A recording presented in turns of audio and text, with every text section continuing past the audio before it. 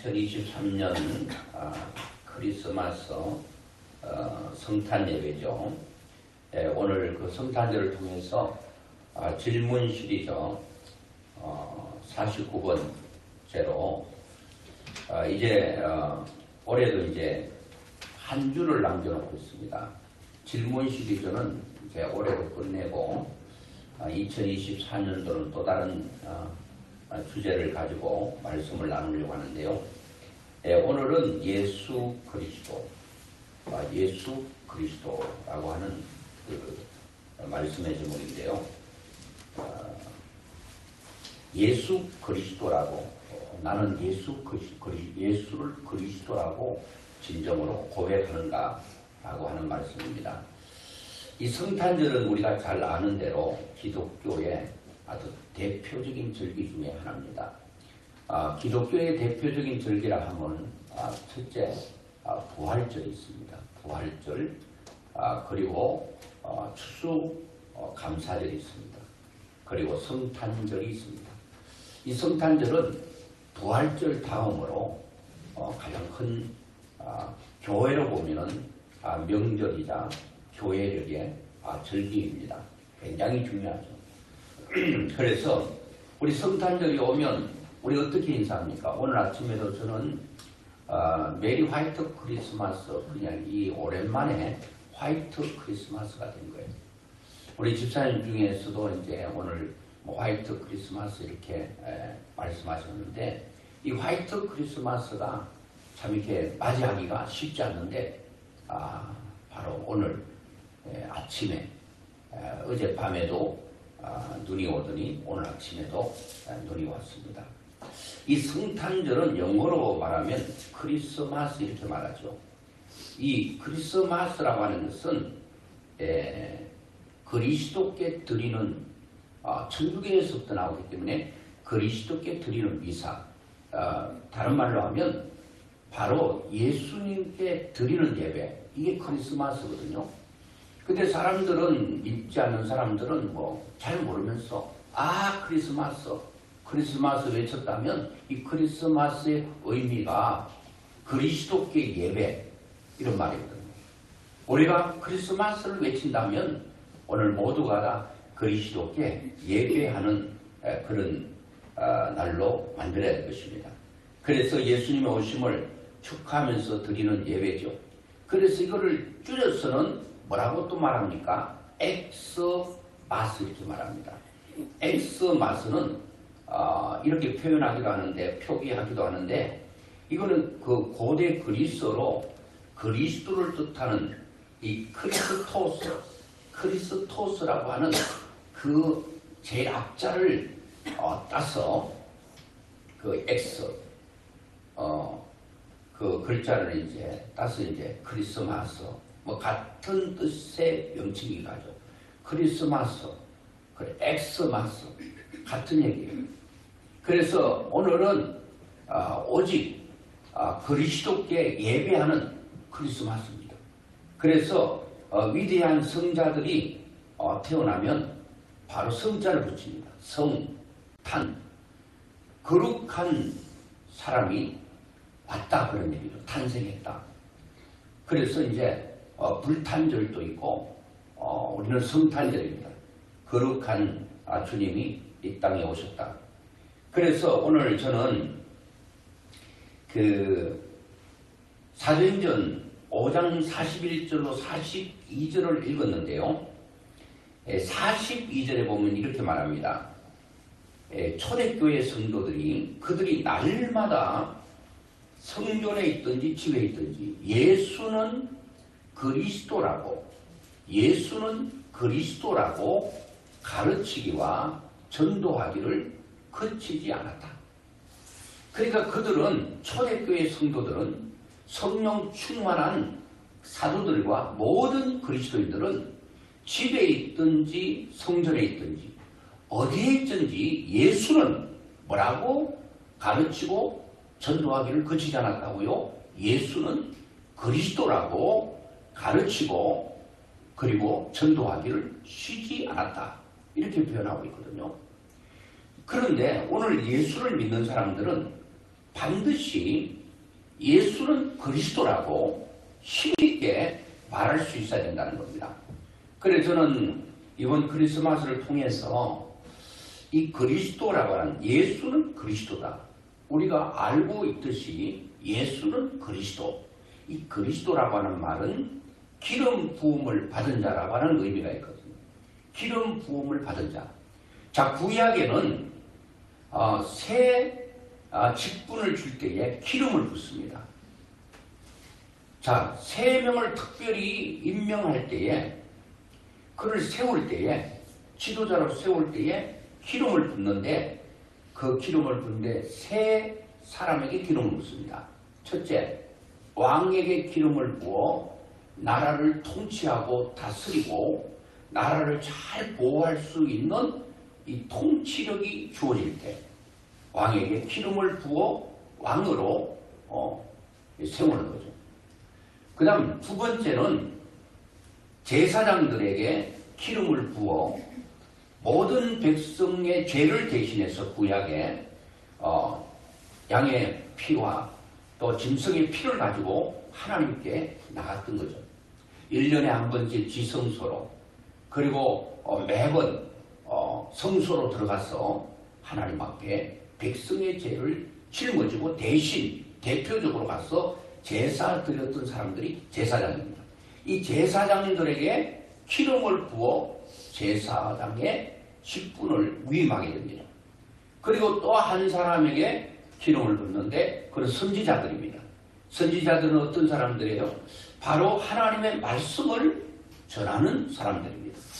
바로 많은 사람들을 뭇 백성들에게 하나님의 말씀을 전해서 하나님께로 돌아오게 만드는 사람들이 바로 선지자인데, 이 선지자들에게 기름을 부어 그 사명을 감당하도록 위임을 받게 되는 것입니다.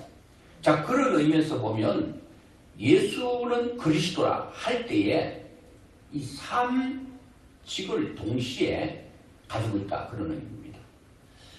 자, 그래서 예수님이 오신 일이 얼마나 어마어마한 일인가 하면 인생들이 당하고 있는 삼중고의 모든 문제를 완벽하게 해결하기 위해서 오셨다는 겁니다. 자, 구약의 세 부류의 사람에게 기름을 부어 직분을 줘서 그 일을 감당케 했다면, 예수는 그리스도라고 하는 것은 예수님은 이 땅에 삼직을 가지고 오신 분이에요. 자, 첫 번째 예수님께서 오신 것은 선지자로서 오셨죠. 선지자로서. 선지자는, 구약의 선지자들은 하나님께로 인도하는 가이드로서의 역할을 감당했어요. 그런데 예수님은 가이드가 아니라 자신이 바로 길 자체라고 말합니다.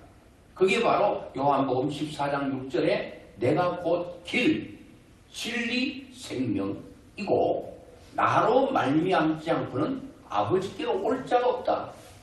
구약의 선지자들은 말씀을 통해서 하나님께로 끊임없이 인도하는 가이드 역할을 했지만, 바로 주님께서 이 땅에 오신 것은 내가 길 자체다. 예수 믿고 있으면 길로 안내받는 게 아니에요. 천국으로 안내하는 분이 아니라 그분을 믿으면 자체가 길이 되기 때문에 안내받을 필요도 없어요. 그분 자체가 진리라는 거예요. 진리, 말씀이죠. 그리고 생명 자체라는 거예요.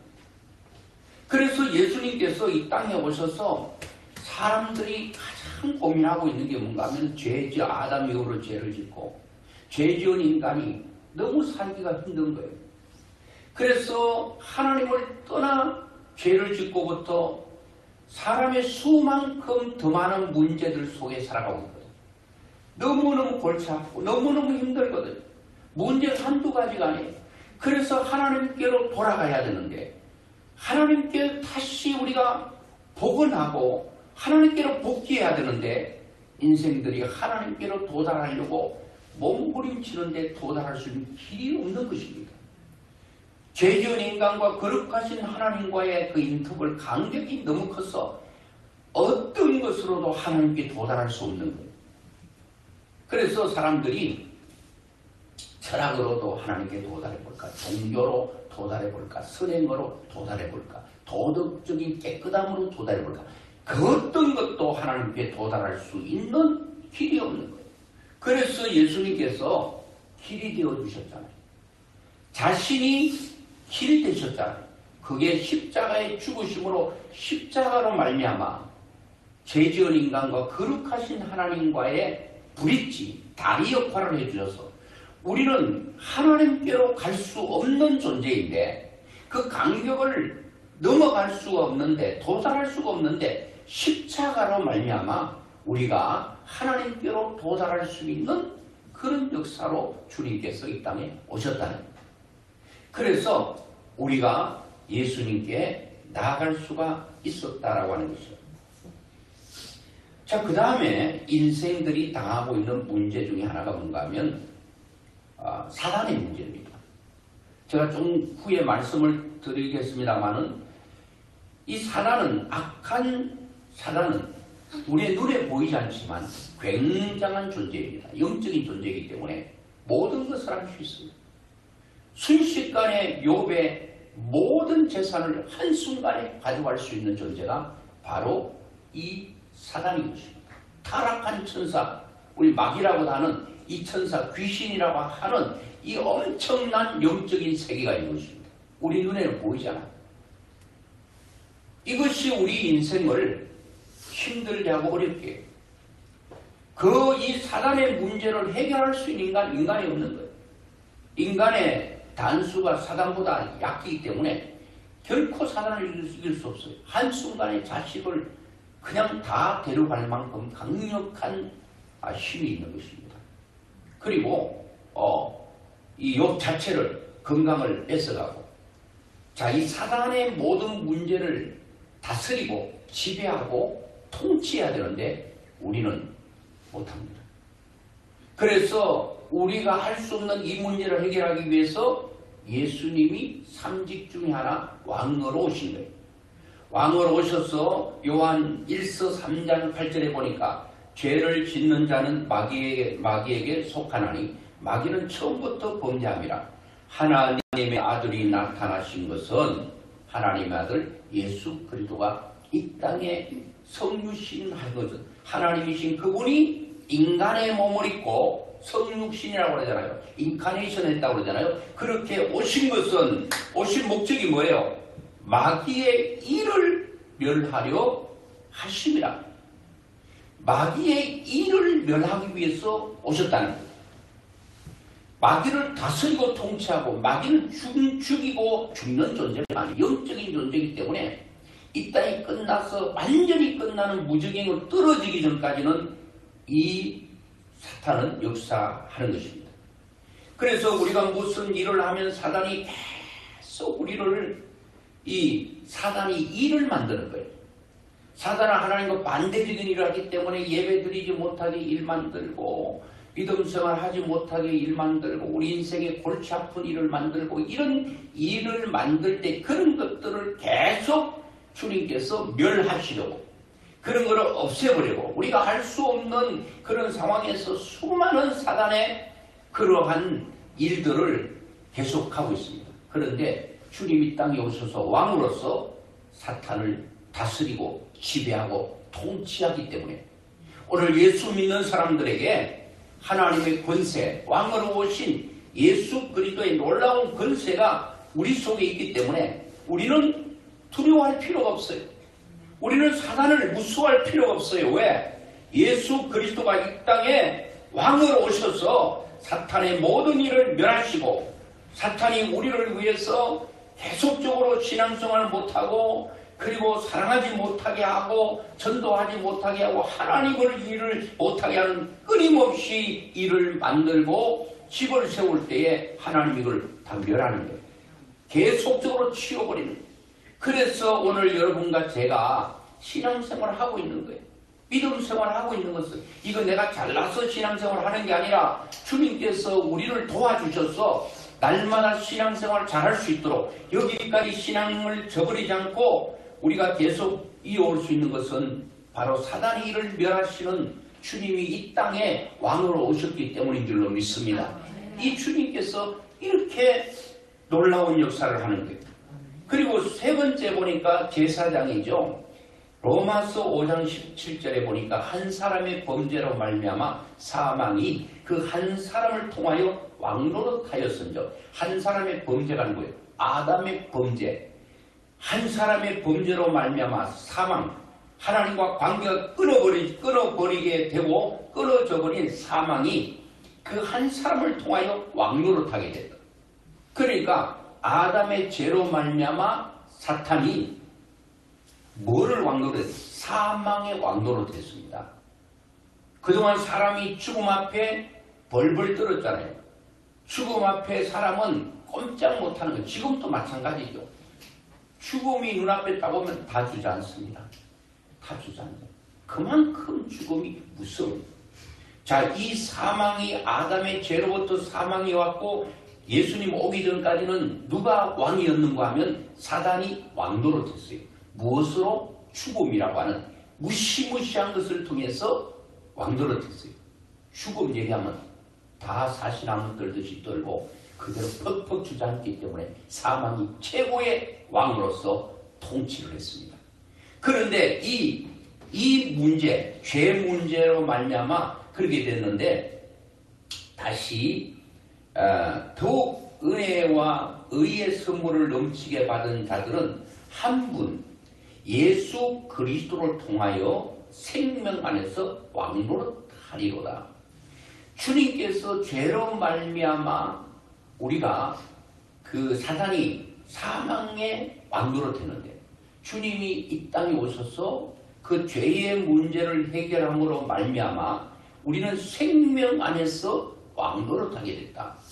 그러니까 주님께서 오셔서 죽음을 깨고 죽음을 누르고 이겨서 뭐 했다는 거예요? 부활하셨다는 거예요.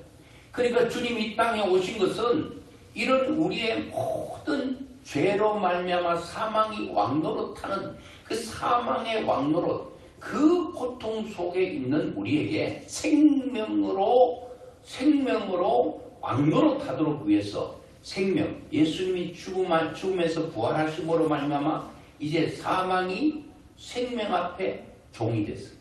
그래서 지금은 뭐가 왕인가? 생명이 왕입니다. 예수님이 내가 곧 길이요 진리요 생명이 죽음을 이기기 때문에 이제는 예수님 오기 전까지는 왕이 누구였냐? 죽음을 다스리는 사단이 왕이었는데 예수님께서 이 땅에 오심으로 생명이 오심으로 죽음을 이겼기 때문에 이제의 왕은 누구라고요? 예수 그리스도랍니다. 그러니까 예수 그리스도 이 땅에 오심으로 모든 것을 평정히 했어요. 인간이 당하고는 삶고 하나님께로 나가지 못하는 인간들에게 하나님께 나갈 수 있는 길, 아담 이후로부터 죄의 무게가 너무 무겁고 힘든데 죄 문제 해결했고, 그리고 보이지 않는 사탄의 문제 속에서 고통하고 있는 우리에게 사탄의 문제를 완벽하게 해결하신 분이 바로 예수 그리스도. 오늘 그 주님이 오신 날이 오늘이라는 겁니다. 그래서 우리는 크리스마스 박수치는 거예요. 주님 잘 오셨습니다. 우리가 잘 오셨습니다. 그래서 잘 오신 건 아니지만 하여튼 크리스마스는 박수치고 축하하고 기뻐하고 즐거워 하는 날이라. 주님이 이 땅에 오신 인생에 대한 고통에 깨끗하게 완전히 1% 하나라도 부족하지 않도록 완벽하게 해결하기 위해서. 자, 이런 예수 그리스도 또 이 우리 개혁 교회의 자랑스러운 전통은 또 이렇게 설명하지 않고 또 다르게 설명하기도 해요. 그리스도의 삼중직은 한 가지 십자가 사건에 대한 세 가지 설명으로 말하기도 합니다. 십자가상에서 주님께서 세 가지를 이뤘다. 대속, 그게 선지자죠. 그리고 또 제물 대심으로 제사장의 역할, 그리고 교회를 통치하는, 교회 공동체를 통치하고 있는 교회 머리로서 왕으로 오셨다. 이렇게 개혁교회의 이제 전통은 그렇게 내려오고 있습니다. 이렇게 되나 저렇게 되나 마찬가지. 세 가지는 확실하게 있기 때문에 그렇습니다. 자, 이런 예수님을 첫째는 우리가 뭐 해야 되냐? 이 예수는 그리스도라고 내가 고백하고 있는가? 이게 중요합니다. 예수는 그리스도다. 예수님은 나에게 있어서 왕이요, 선지자요, 제사장이다. 예수님 때문에 사단이 통치가 되고, 그리고 예수님 때문에 내 죄가 용서받았다. 그리고 예수님 때문에 나는 하나님께 갈 수 있는 놀라운 은혜를 받았다. 주여 감사합니다. 이런 고백이 나에게 있어야 된다라고 하는 것입니다. 주님은 이것을 묻고 있습니다. 예수는 그리스도다. 너가 나를 그리스도라고 고백하고 있느냐? 이렇게 물어요. 그래서 예수님의 제자들, 저도 가이사라 빌립보라고 하는 그 지역에서 예수님께서 제자들이 물었거든요. 세상 사람들이 나를 누구라고 하느냐? 다 얘기를 하는데 엉뚱한 얘기하는 거야. 선지자요, 선지자 중에 한 사람, 엘리야 중에 한 사람, 뭐 중에 한 사람, 다 인간으로 보고 있다는 거예요. 그래 예수님께서 답답해서 너희들은 나를 누구라고 하느냐? 너희들은 나를 누구라고 고백하느냐? 다른 사람은 그렇다 치고 너희들은 나를 누구라고 고백하느냐? 그리고 너는 나를 누구라고 고백하고 있냐? 묻고 싶었어요. 저도 성지순례 갔을 때 그 가이사라 빌립보에 갔거든요. 그 의미가 있어요. 예수님께서 아무 데서나 물은 게 아니에요. 이 빌립보 가이사라 지방에 가면 그게 큰 절벽, 그냥 이 바위가 있는데요. 그 앞에 오만 우상들이 다 있습니다. 헬라의 우상과 가나안 신전이 가득하고 로마 황제를 숭배하기 위해 만든 커다란 대리석 신전이 우뚝 선 우상 숭배의 도시 빌립보 가이사라, 그 앞에서 수많은 사람들이 나름대로의 신들을 섬기고 있는데 너희들은 나를 누구라고 알고 믿고 있느냐 할 때에 마태복음 16장 16절에 베드로가 아주 정확하게 고백합니다. 이것을 예수님 듣고 싶은 거예요. 예수님의 고백이, 오늘 여러분들의 고백이 베드로의 고백처럼 이런 고백을 하면 주님께서 기뻐하시고 박수치는데 뭐라고 말해요? 너희들은 나를 누구라고 하냐? 다 묵묵부답하고 있을 때 베드로가 말합니다. 주는 그리스도시요, 주는 나의 주인은 그리스도시다. 이 고백을 하는 거예요. 예수는 그리스도라고 고백하는 거예요. 이 고백을 우리는 해야 된다. 날마다 주는 그리스도라고 고백해야 되는 겁니다. 예수는 그리스도라고 초대교회 성도들이 고백하듯 오늘 우리는 그렇게 고백을 해야 된다는 거예요. 주는 그리스도시요 살아계신 하나님의 아들이십니다. 하니까 주님께서 야 자연아 시몬아 너가 어찌 그 엄청난 일을 알게 됐느냐? 그것은 너가 아니라 너 속에서 역사하는 성령께서 알려주셨다. 자, 성령께서 알려주지 않으면 우리는 예수를 그리스도라고 죽었다 깨어나도 고백할 수 없습니다. 성령이 우리 속에 오셔서 예수는 그리스도라고 하는 사실을 우리는 고백하게 되는 것입니다. 자, 여러분 초대교회 성도들은 날마다 성전에 있든지 집에 있든지 예수는 그리스도라고 가르쳤습니다. 우리는 가르쳐야 됩니다. 알려줘야 됩니다. 그리고 전도하기를 그치지 않을 때 초대교회는 어떤 일이 일어난가 하면 우리 교회도 이렇게 되면 이런 역사가 나타날 텐데요. 사도행전 2장 46절에 보면 날마다 마음을 같이하여 성전에 모이기를 힘쓰고 집에서 떡을 떼며 기쁨과 순전한 마음으로 음식을 먹고 하나님을 찬미하며 또 온 백성에게 칭송을 받으니 주께서 구원받는 사람들을 날마다 더하게 하시리라고 말합니다. 날마다 구원받는 무리가 많아지기 위해서 날마다 예수는 그리스도라고 가르치기와 전도하기를 쉬지 않는 교회, 그런 성도들에게 하나님께서 날마다 믿는 사람들을 더하게 하는 이런 구원의 역사를 일으켜 주실 줄로 믿습니다. 초대교회 성도들은 이 일을 했거든요. 주님은 오늘 이 일을 하기를 원하시는 것입니다. 그래서 오늘 저는 첫째는 내가 예수는 그리스도라고 고백하는가를 물어봐야 되고, 그렇게 고백된다고 한다면 그 고백된 것으로 끝나서 되지 않고 예수는 그리스도라고 가르치는 일과 전도하는 일에 최선을 다해야 된다는 겁니다. 자, 그래서 초대교회 그 사도들과 그리스도인들은 복음을 전했어요. 자, 이 복음은 누가복음 2장 9절과 10절에 보니까 주의 사자가 곁에 서고 주의 영광이 그들을 두루 비추매 크게 무수하는지라. 천사가 이르되 무수하지 말라. 보라, 내가 온 백성에게 미칠 큰 기쁨의 좋은 소식을 너에게 전하노라. 예수님이 오신 것은 한 사람 개인이 아니에요. 한 나라 아니에요. 내가 온 백성에게, 이 땅에 78억 명에게 미칠, 한 사람 한 사람에게 미칠 작은 기쁨이 아니라 큰 기쁨의 굿뉴스, 그것을 전한다는 것. 그 굿뉴스가 뭐예요? 예수 그리스도가 그리스도로 이 땅에 오신다는 것. 이 엄청난 일이 세상에 이것보다 더 빈 뉴스는 없는 것입니다. 그리고 이것보다 더 큰 기쁨은 없다는 겁니다. 자, 이런 엄청난 온 백성에게 미칠 큰 기쁨의 좋은 소식을 예수를 믿고 성령 받았던 사도들이 견딜 수 없어 복음을 전하는데, 여러분, 복음을 전하면 어떻게 돼야 돼요? 일이 잘 돼야 되겠죠. 하나님 일하니까.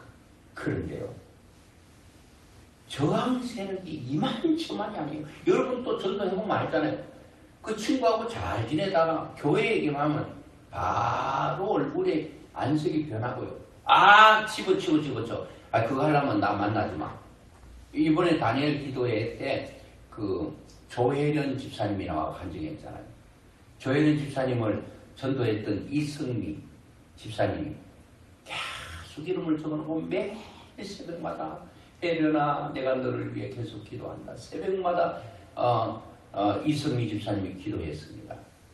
근데 이제 너무 듣기 싫고 하니까 안 믿으면 되잖아요. 얼마나 감사해. 자기를 위해 새벽마다 기도한다는데. 모르니까 그렇죠. 저항세력이 있습니다. 아까 이제 사단이 배후에서 있다고 그랬죠. 사단은 끊임없이 배후에서 일을 조작을 만듭니다. 내가 복음을 전하려고 하면 복음을 받지 못하게 눈을 막고 그 모든 영적인 일을 어둡게 만들어요. 그러니까 계속 기도하는데 조혜련 씨가 예수 믿게 됐잖아요. 그래가지고 제일 먼저 언니 이승미하고 자꾸 예수 믿으라고 하니 전화번호를 다 지웠다 그래요. 1년 6개월가 전화도 안 하고 그냥 관계를 다 끊었는데, 그리고 느닷없이 승미 언니 전화하니까 승미 언니가 말을 못 잇더라고 그러잖아요. 그러면서 한마디, 혜련아, 너가 되면 다 돼. 나 진짜 너 이름 빼버리려고 했어.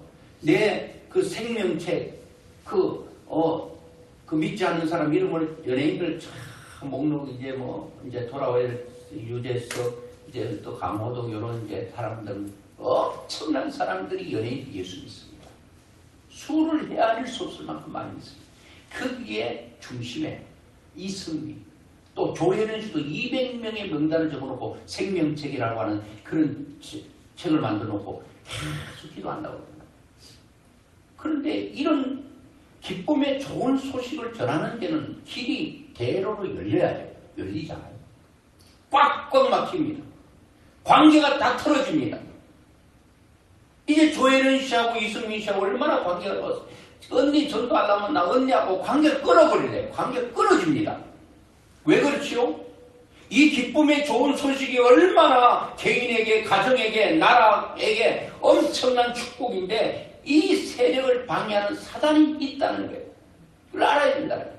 그런데 우리는 걱정할 필요 없는 것은 사단이 아무리 일을 만들어도 사단을 통치하고 지배하는 그리스도가 계시잖아요. 그러니까 우리는 마지막에는 승리하고 이길 수 있는 거예요. 조혜련 씨가 꺾어지는 거예요.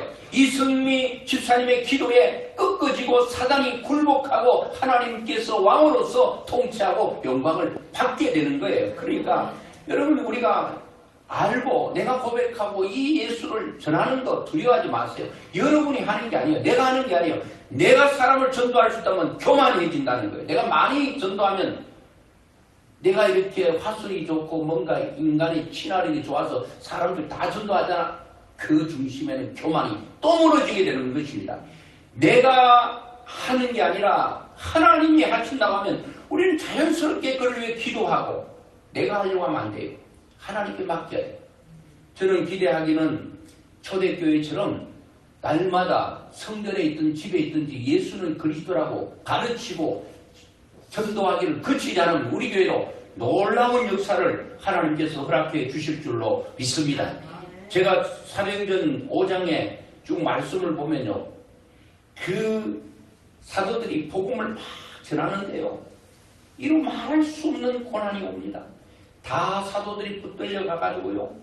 사내들인 공회 앞에 씁니다. 사내들인 공회라고 하는 건 우리나라 말 국회의원 그게 70명인데 그 사람들 앞에 잡혀갔어요.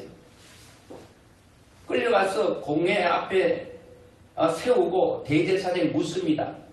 우리가 이 이름으로 사람을 가르치지 말라고 언급하였으되 너희가 너희 가르침을 예루살렘에 가득하게 하니 이 사람의 피를 우리에게로 돌리고자 함이로다.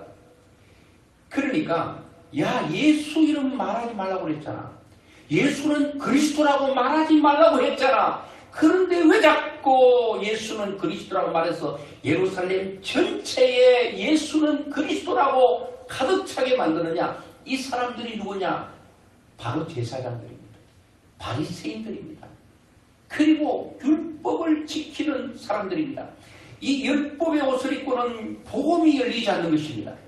율법이 다 옷을 벗어버리고 복음의 옷을 입어야 예수는 그리스도인 사실을 보게 되는 것입니다. 성경에 얼마나 제사장들, 서기관들과 그리고 바리새인들이 지금도 마찬가지입니다. 그러면서 그 사람들이 그들이 듣고 크게 노하여 사도들을 없이 하고자 할 때 없애버리고 싶었습니다. 왜? 이 큰 기쁨의 좋은 소식을 전하는 사람들이 뭐가 잘못됐다고 이 사람들을 없애버리려고 합니까? 그리고 여기저기서 막 우죽순처럼 저놈들을 다 잡았어. 없애버려야 된다. 그때에 바리새인 중에 가말리엘이라고 하는 사람이 있는데 그 사람이 율법 교사고 모든 백성에게 존경을 받는 자라.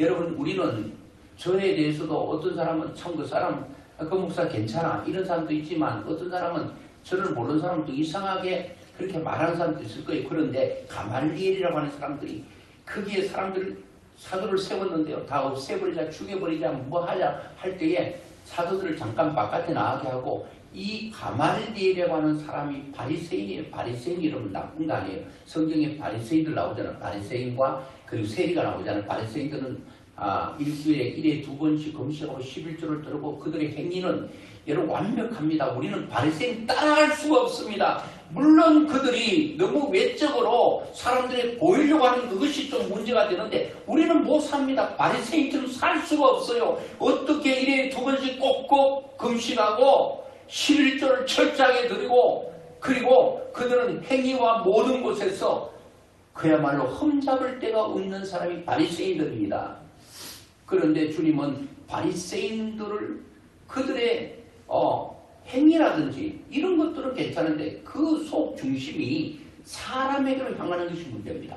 사람들이 보는 데서는 그럴듯하게 그렇게 자꾸 자기를 포장하는 것 이것만 아니면 이 바리새인들 대단합니다. 그 가말리엘 사람인데 바리새인이라고 말합니다. 그런데 그 사람이 율법 교사예요. 그런데 율법 교사니까 얼마나 많은 구약의 내용들을 알겠습니까?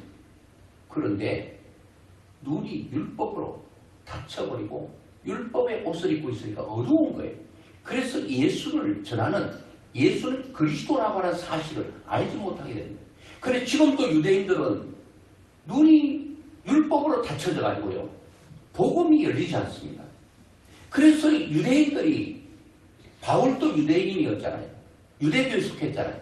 그리고 예수 그리스도를 말하면 그들이 적입니다. 그러니까 다 잡아 없애려고 하는 거예요. 자, 이렇게 복음을 전하는데 계속 어려움이 있어요. 마태복음 5장 11절에도 보니까 너희를 욕하고 박해하고 거짓으로 너희를 거스려 모든 악한 말을 할 때는 너희에게 복이 있나니 기뻐하고 즐거워하라. 하늘에서 너희 상이 큼이라고 말하고 있습니다. 오늘 예수 그리스도를 말하고 전하는데 일사천리 만사형통의 길이 아니라 수많은 난관들이 있지만 그때에 기뻐하고 즐거워해라. 이렇게 말하고 있거든요. 자, 저는 말씀을 맺으면서요, 예수가 그리스도라 고백하는 자체, 그게 큰 축복이고, 나아가서 예수는 그리스도라고 전하기와 가르치기를 하는 사람은 복인데, 이 사람에게 하나님께서 무엇을 주시느냐? 저는 그냥 두지 아니하고 큰 복을 주신다고 생각, 복을 주신다고 믿는 것입니다. 마태복음 2장 2절에도 보면 동방에서 별을 보고 예수님 탄생한 것을 인도했던 천사가 있습니다. 그리고 동방에서 목자들이 양을 치다가 이상한 별 하나 떠서 그 별의 인도를 받고 별이 머문 곳에 갔더니 그가 예수 그리스도의 탄생을 목격하게 됐습니다. 자, 예수 그리스도의 나심을 알려준 천사는 지금 우리에게 나타나지 않고 있습니다. 제가 지난번에 설명을 했죠. 천사와 별이 되어 기억하고 계신지 모르겠는데 그 설교를 했습니다. 성탄절날. 자, 지금은 하나님께서 예수님께로 인도하는 별을 띄우지 않습니다. 그리고 지금 예수님께로 인도하는 천사의 인도는 뭐 10,000명 중에 10만 명 중에 1명 있을까 말까 합니다. 그러면 누가 천사가 되고 누가 별의 역할을 해야 되느냐? 오늘 바로 예수 그리스도라고 예수를 그리스도라고 고백하는 그리스도인들에게 이 일을 맡겨줬어요. 너가 천사가 되어 예수께 인도하는 천사의 역할을 해라. 그리고 너가 별이 되어 예수님께로 인도하는 별의 역할을 해라. 그러면 내가 약속 하나 할게. 그 약속이 바로 다니엘 12장 3절입니다.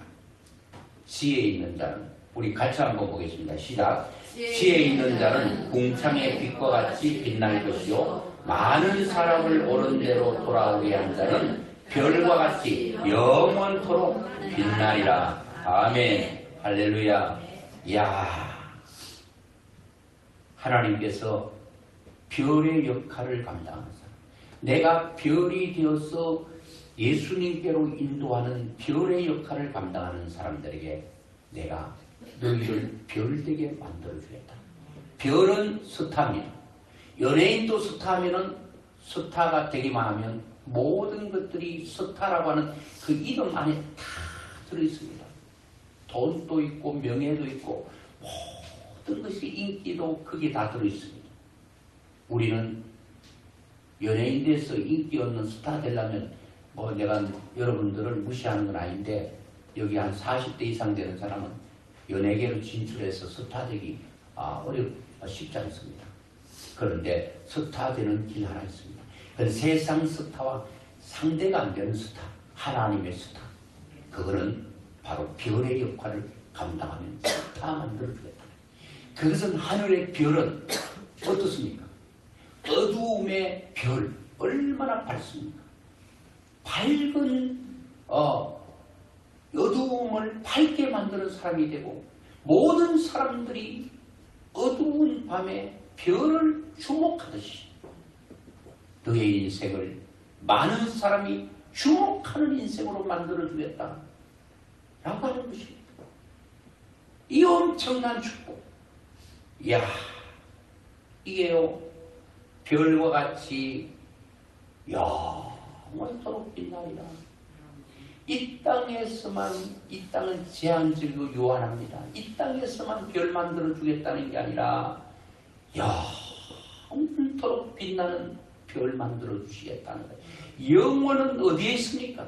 이 세상은 요한하고 제한적인데, 영원한 세상은 하늘나라가 영원한데, 그 별의 역할을 감당하는 사람들은 이 땅에서도 별이 되고 하늘나라에서도 빛나는 별로 만들어주겠다.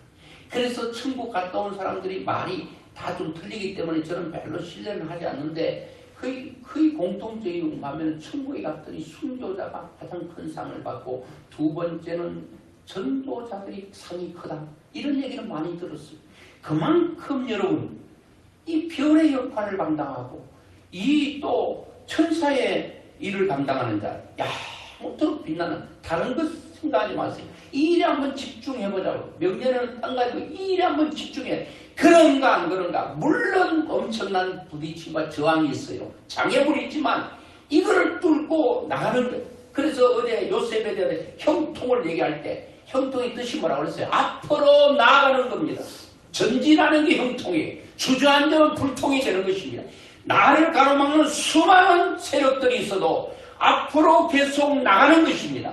계속 발전하는 것이 바로 형통이라는 겁니다. 그런데 누가 형통하는 거예요? 앞으로 나아가야 된다는 거예요. 주저앉으면 안 된다는 겁니다. 발전해 나가야 된다는 것입니다. 오늘보다 내일이 좋아져야 된다는 겁니다. 이번 달보다 다음 달이 올해보다는 명년이 좋아지고 계속적으로 앞으로 계속 밀고 나가는 거예요. 저항 세력은 어느 때든지 있고 우리를 가로막는 세력은 어느 때도 있는 거예요. 여러분 사과하는 사람은 사과하는 대로 골치 아프고 힘든 게 많습니다. 가정생활하는 자식들 뭐 이렇게 하는 내 마음대로 되는 게 얼마나 있던가요? 안 됩니다. 부딪혀도 또 믿음으로 계속 나가는데 하나님께서 이 문제, 이 복을 주시겠다. 또 한 말씀만 더 말씀하고 맺겠는데요. 마태복음 6장 33절 잘 아는데요. 너희는 먼저 그의 나라와 그의 의를 구하라. 그리하면 이 모든 것을 너에게 더하시리라 약속했어요. 너희는 먼저 해야 될 것, 그의 나라. 그의 나라가 뭡니까? 예수 안 믿는 사람은 사단의 나라예요. 하나님의 나라를 위해서 기도하고 헌신하고 그것이 바로 초대교회의 성도들은 예수는 그리스도라고 전하기와 전도하기와 가르치는 게 바로 하나님의 나라 확장이잖아요. 이렇게 하면 내가 확실하게 보장해 줄게. 그 위의 내용을 보장해 줄게. 위에는 뭡니까? 무엇을 먹을까 마실까 입을까에 대한 염려. 그거 염려하지 마라. 너가 먼저 하나님의 나라를 먼저 생각하면 내가 너희가 원하는 것 그것에 더해 줄게. 너가 하나를 달라고 했는데 내가 열을 줄게. 더해 줄게. 더할 겁니다. 후하게 줄게. 후에 준다는 게 아니라 넘치게 줄게. 이렇게 하나님은 우리에게 약속하고 우리에게 간절히 말하고 있는 것입니다. 여기 한번 우리가 힘들고 어렵지만 하는 거예요. 그래서 내가 다음 주일날 여러분 안 믿는 사람인데 이름 다 적어내서 여러분들이 하려고 하지 말고 그냥 적어내시라고 아는 사람들 안 믿는 사람 다 적어내고 기도하고 제가 그런 방법을 명년에는 아주 구체적으로 알려드리려고 해요. 한번 우리가 해보자고 하면 반드시 됩니다. 내가 하는 게 아니기 때문에 누가 하시기 때문에 누가 해주기 때문에 하나님께서 해주시기 때문에 예수는 그리스도이신 그분이 해주기 때문에 된다는 겁니다. 이런 믿음과 확신을 가지고 승리하는 귀한 축복이 있기를 주의 이름으로 축원합니다.